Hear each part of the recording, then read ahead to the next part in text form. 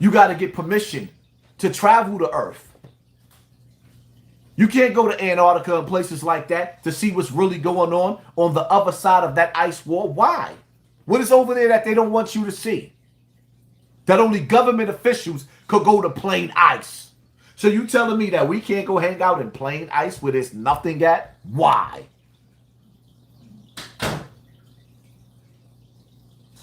Hassan, you have thoughts of growing your own food in your backyard? I'm actually working on growing my own food in the South.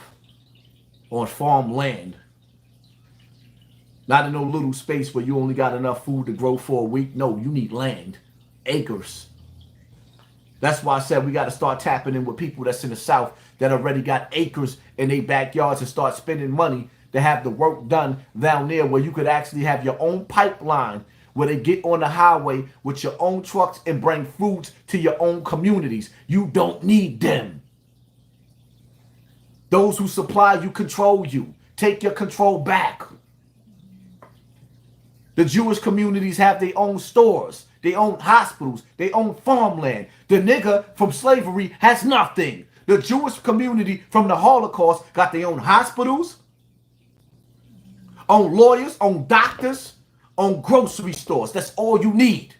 They got their own communities. They are not worried about what we are worried about. When it's time for them to escape, let me tell y'all something. In 9/11, 5,000 Jews didn't show up to work. You know why? Because when it hits the fan, they know when it's coming. 5,000 didn't show up to work. Let that sink in. So on one side, you got the Holocaust survivors sticking together. And on the other side, see, because y'all want to compare white and black, right? Oh, white people got white on white crime too. Well, let's compare the slave to the Holocaust. Holocaust survivors said never again. Black slaves said let's go get some Jordans. All you care about is sneakers. You spent billions of dollars last year on Benzes and sneakers and you're broke. You ain't got a pot to piss in or a window to throw it out, but you got a pocketbook and some Jordans. Ill? Ill? You still living in the projects and you 40 years old? Ill? Ill?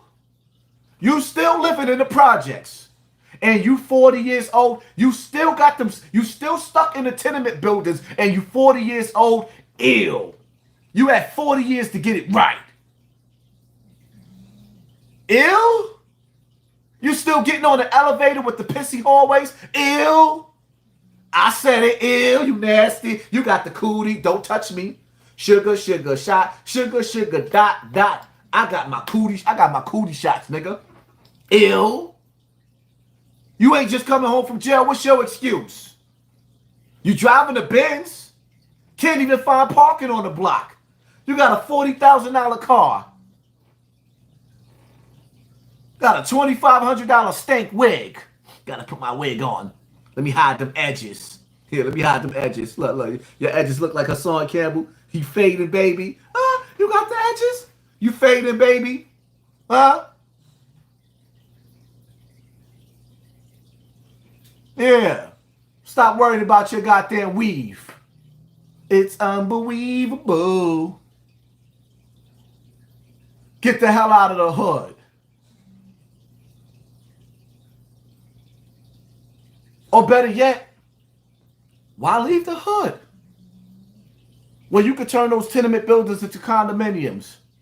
Why leave the hood when you could take the little green areas that they do give you and put some of the most beautiful trees, like when you go to Miami. You know, when you get off the plane and you go to Miami, you got palm trees in certain, like the Hollywood area of Miami, they got the beautiful lights around the trees. So when you walk through the neighborhood, you feel good walking through the, why not turn the hood, make the hood look like something?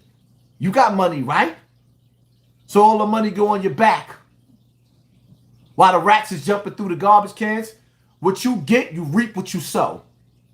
And when God spanked this earth, and you get spanked, it's because you deserved it. You turned a blind eye to doomsday when doom is coming for you. It's coming for you. 1, 2, 3, it's coming.